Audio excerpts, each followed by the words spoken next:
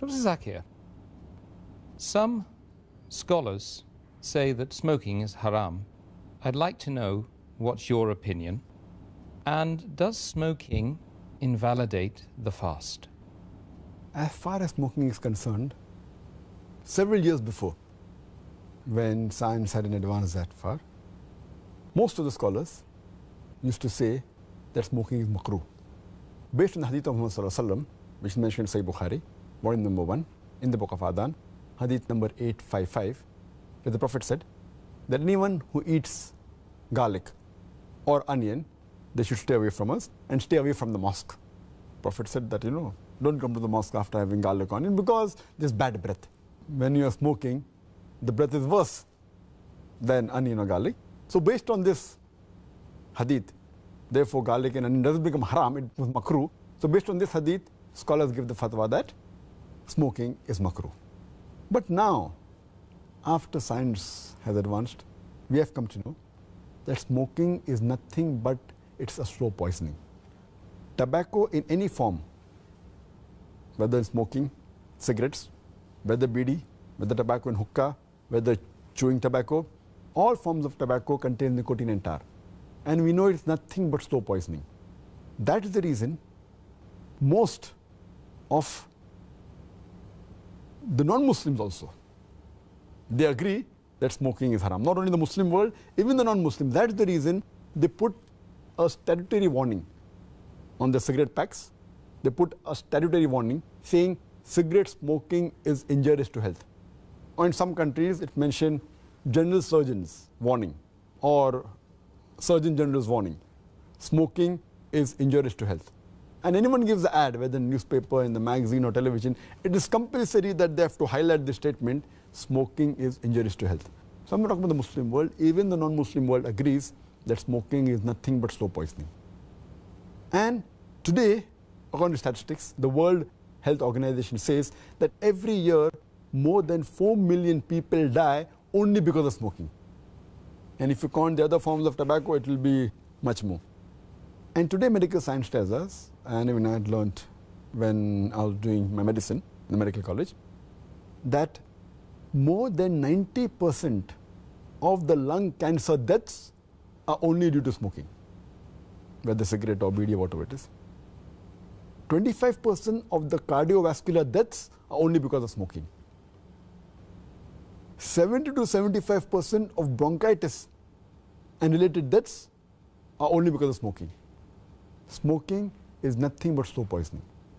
It blackens your lips, blackens your gums, your fingertips, it damages your lips, it damages your esophagus, it damages your stomach, and it can cause constipation, it can cause loss of appetite, it can cause loss of libido, your sexual power gets suppressed, it can cause immunity to the drugs you take, and it reduces the defense of your body.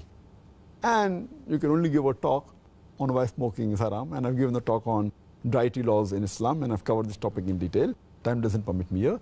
But based on all these various research, there are today more than 400 fatwas.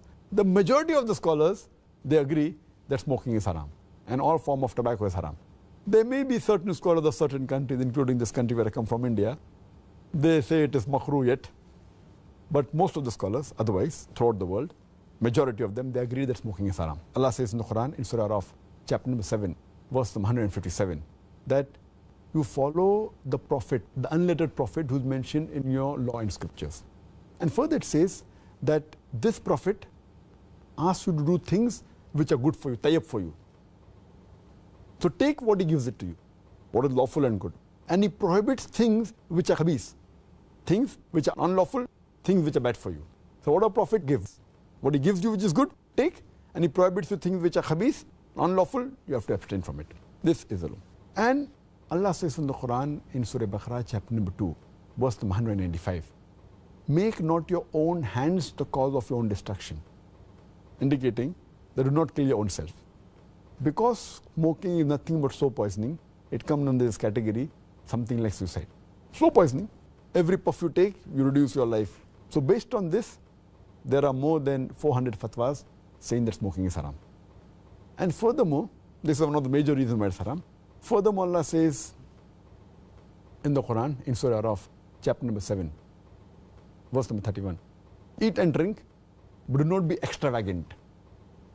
Allah says in Surah Isra, chapter number 17, verse number 27, that do not be extravagant, do not be a spendthrift. For verily, a person who is a spendthrift is a brother of the Satan, is a brother of the devil. And we know that when we smoke, it's nothing but extravagance. It's nothing but taking a pound note or a few pounds, or taking a dollar note, the green dollar bill, or a pound, and lighting up with fire. When we smoke, when we light the cigarette, it's nothing but burning money, whether it be rupees, whether it be dollars, whether it be pounds, whether it be riyals. It's nothing but extravagance, which is haram in Islam. And you can give a list of reasons why it's haram. But just to cut it short, one more reason, that you cannot harm your own neighbor. You cannot harm your own brother. And in smoking, when you exhale out the smoke, it causes more damage to your neighbor. Passive smoking is more dangerous than active smoking. When the person who smokes, when he exhales out, if the person who's a neighbor inhales the smoke, it causes more damage to him than the person who smokes. That's the reason many countries like Singapore, etc., they've banned smoking in public places. In your personal house, you can do it. In public places, in government places, smoking has been banned. So based on this, it's haram. So smoking is haram.